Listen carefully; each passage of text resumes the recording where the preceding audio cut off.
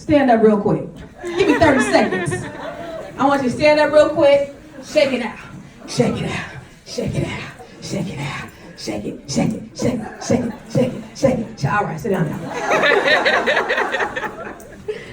So as you heard it in my bio, I am an investor and I'm the CEO of the largest African American owned real estate firm in Northern California. In fact, as being an investor, I'm an investor in a marijuana dispensary. And I just got a text that they gotta fire somebody. They calling me. I'm just an investor. I don't run the day to day. So anyways, so I do all these things, and the reason why that foundation was set for me, the reason why I'm so passionate about wealth creation is because I didn't come from that life. I wasn't about that life. When I was raised in a family, it was very tumultuous. My parents were about six, my mom was about 16 when she had my brother, her and my father, and then 18 when they had my sister. I came along 5 years later. They were 23, so they were still trying to figure things out. So they were from Arkansas, moved to San Jose, California, and they used to get together, break up, get together, break up. And so finally, when I was 6, they finally got together for what was the longest period of time in my life. So we finally get into this house. We're finally a family. And one of the things I used to dream of is just being a regular family.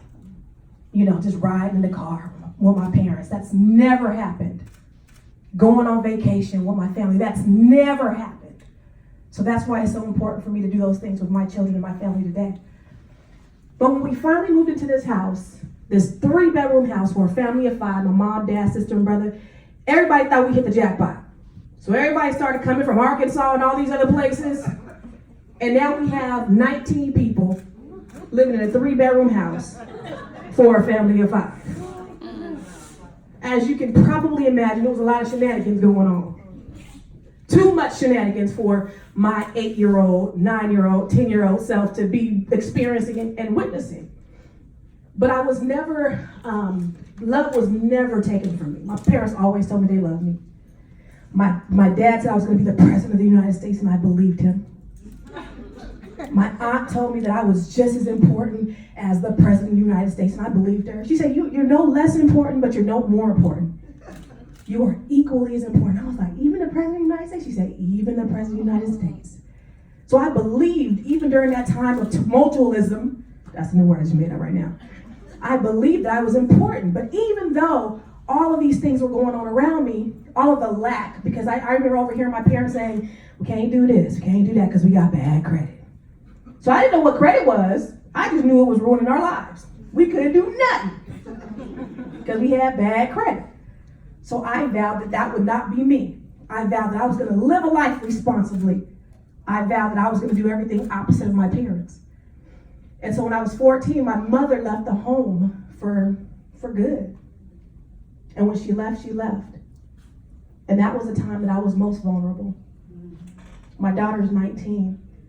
And so I remember just a few short years ago, that's when she needed me the most. That's when I needed my mom the most.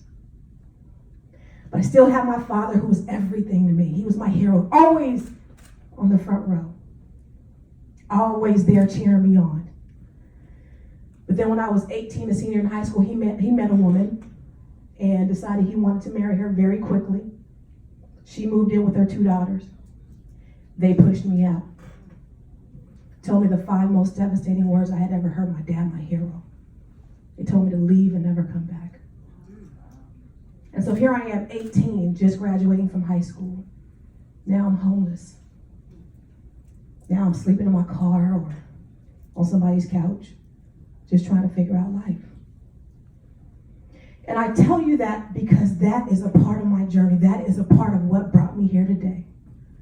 See, my dad's wife, she was crazy, she didn't like me. You know, she was in competition with me. Her 2 daughters were evil too. It was like I was Cinderella, right?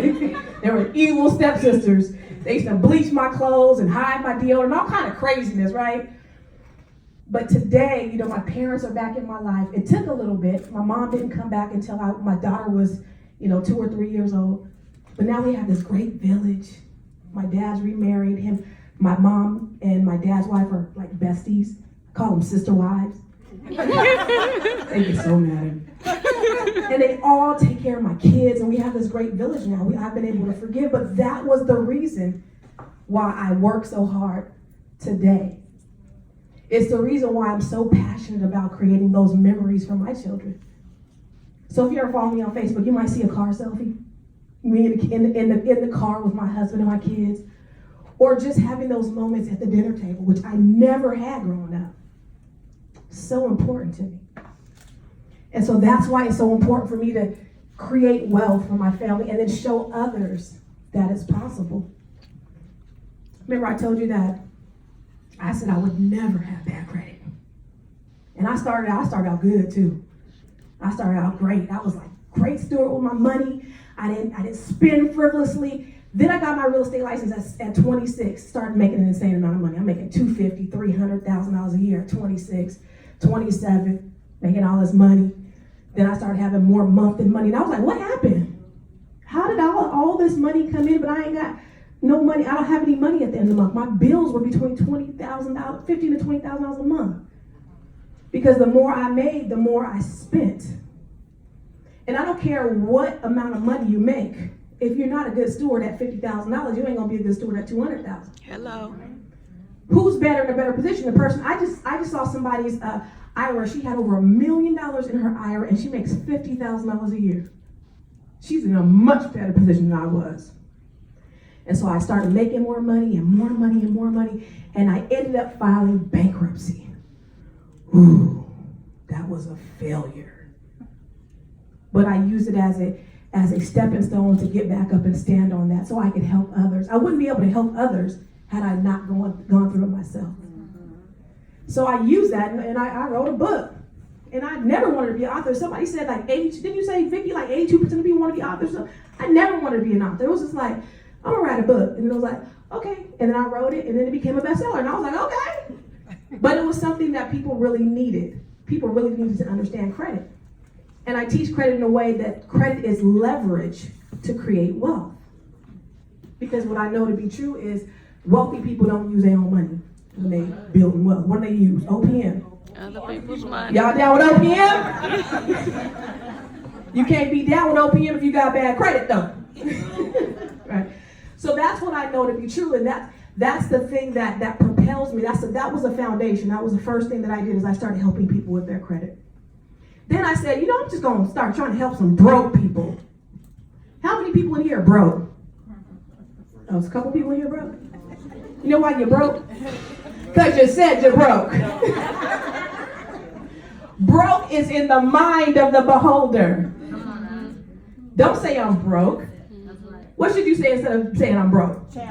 You challenged. What you said? Economically challenged. And y'all Van said I'm temporarily out of cash. Just temporarily, because it's not a permanent situation, right? That's right. Your words are powerful. Your words are prophetic. What you say, you speak it into existence. And that's the first thing that you got to understand when you're trying to break the broke code, because that's what I'm trying to do. I'm trying to help people to break the broke code. It's a code to it. It's a cold game too. But the first thing you have to do is you have to change the conversation, because your words are the most powerful thing in the world. It could be used to celebrate. It could be used to put down. It could be used to make somebody feel like the greatest person on earth. And you can make them feel this small with the same tone. Because life and death are in the power of the tongue. So I don't ever want those 3 people to say I'm broke again, because you ain't broke. You're temporarily out of cash. So the first step to breaking the broke code is B, you have to have the belief. Now write this down. Belief. And I heard Lori say it earlier. It's not just belief in yourself and belief in God, but it's believing that you deserve it. That's what my auntie told me when I was 7 years old in Sunday school. When she told me that I was just as important as a person. It was like I deserve this. So if Lori could do it, if Lori could make millions of dollars, how come I can't do it too? Like, she's no smarter than me. You probably are smart. You probably got higher IQ. I don't know. But that's how I look at it. Like, if you can do it, I can do it too. Why can't I? So having that belief in oneself, not just the belief in a higher power, but believing that you deserve it. R in breaking the broke code is being ready to receive it. Ready to receive it. It's not just about being in the right place at the right time. T. Harv Eker said you need to be in the right person at the right place at the right time. So an opportunity can present itself to you and you won't be ready. When I invested in the marijuana dispensary last year, had I tried to do it 10 years ago when I filed bankruptcy, I was not the right person at the right place at the right time. But I had studied it, and I had, I wanted to do it real bad. And so when somebody called me and they were like, hey, there's an opportunity, I was like, how much of a check do I need to write? It was a 6-figure investment, but I had already done the research. I knew that I wanted to do it. I was ready to receive it, right? 10 years ago, I wasn't ready. Because even though I was making this great money, I ain't had none. O is you have to be obsessed with your success. I call it success obsessed. You know what that means? That means you have to want it more than you want anything else in life. Napoleon Hill interviewed 500 millionaires. And one of the common threads was they were all obsessed with their success. They were obsessed about it. And so being obsessed with your success is so important to you being able to reach the other side. You gotta want it more than anything. You gotta eat, breathe, sleep, drink, think that thing. K is being knowledgeable. And when I talk about being knowledgeable, I mean you need to go to things like this, these conferences. Get the coaching. Go to workshops. Network. Go to school. Take classes. Google is your best friend. You can research anything on Google. Yes, you can. Most people won't do it because they're not willing to do what it takes. I was talking to my agents the other day and I said, out of 100% of people, only 5% of people are going to be successful. You know why? Because 95% of people are not going to do that extra that it takes. Mm-hmm. They're not willing to get uncomfortable. Mm-hmm. We like staying comfortable. We like staying in mediocrity. We're cool there. Right? And so we just getting by. We just above broke with our JOBs, right? Just over broke. But we gotta get out of being comfortable. Yeah. K, that's knowledgeable. E is you have to be economical. And when I talk about being economical, I mean making the right financial decisions. Not like I did, but sometimes you might have to sacrifice. You might not be able to go to the movies. You might not be able to get them Louboutins. Y'all all look beautiful up in here today, but you may have to sacrifice a little bit so that when those opportunities come your way, so that when those investment opportunities come, so that when it's time for you to invest in yourself, you have the money to do it. When it's time to go to the Boss Millionaire Retreat, you have the means to do it because you sacrifice and you've saved and you have been economical. How many is my time up? Got 2 minutes? So, really quick, I want you just to think about setting goals, because that's very important. And there's 5 steps to setting goals.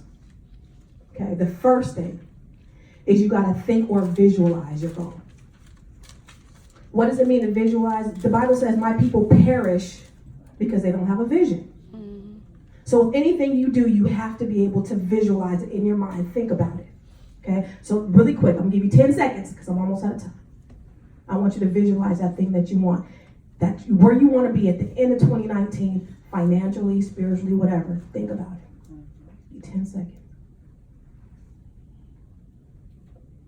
Okay. The second step is you need to write it down. Write down the vision and make it plain. That's Habakkuk 2:2. Write the vision and make it plain. Write it down. The third thing I want you to do is I want you to speak it out loud. You just speak it really quick. You don't gotta say it real loud. Just speak it. Because your life and death is in the power of the tongue, right? Yes. Speak it. Show me the money. I ain't mad at you. Right. The fourth is you have to work it. Okay? So faith without works is what? Dead. Come on. So you have to work that thing. That means putting in the work, investing in yourself, doing that thing that you have to do so that you can get to the other side. And the fifth step is the manifestation or receiving it. If you do all of those things, I promise you, it's a universal principle. It's a biblical principle. It's the reaping and the sowing. There's a sowing season and there's a reaping season. And there's a scripture that says, don't be weary in well-doing, for in due season you will reap your harvest. So put in the work, and I promise you it's going to happen. Thank you so much, Lori. I appreciate it.